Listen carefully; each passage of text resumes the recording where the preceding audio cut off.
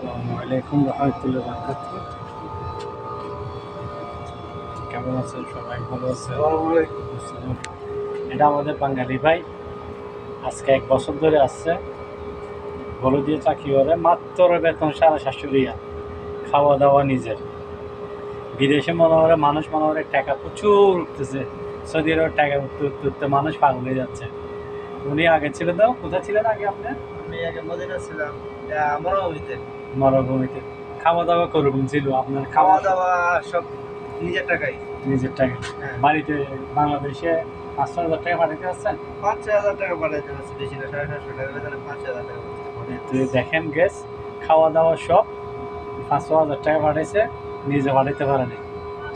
ঠিক আছে, এই অবস্থা। মানুষ সৌদি আরব আসলে কোম্পানি বিষয় দিয়ে আসবেন, আপে যাওয়া বিষে আসবেন, আর বলুদের বিষয়ে তো খাওয়া দাওয়া নিজের, শাশুড়িয়ার বেতন, ভিক্ষার মতন টাকা খুঁজতে হয়। এগুলো ভিখারি ভিখারি, এগুলো বলুদিও শান্তি নেই। মানুষ এসে চলে আসছে, কি করবে টাকা পয়সা কামার জন্য।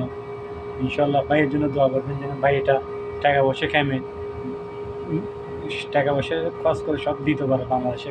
কত টাকা পাচ্ছে আপনার? 6.5 লাখ। সাড়ে 6.5 লাখ? হ্যাঁ, বাবা, 6.5 লাখ তো অনেক বেশি নিয়ে গেছে আপনার টাকা। হ্যাঁ, দালালে বেশি টাকা নিচ্ছে কোম্পানি করা। ওই আপনার দালার মাধ্যমে আসবেন না, দালালের 6.5 লাখ টাকা নিয়ে গেছে।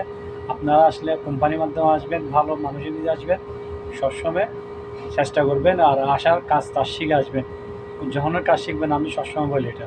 ঠিক আছে গ্যাস, ভালো থাকবেন ইনশাল্লাহ। আসসালামু আলাইকুম রহমতুল্লাহ।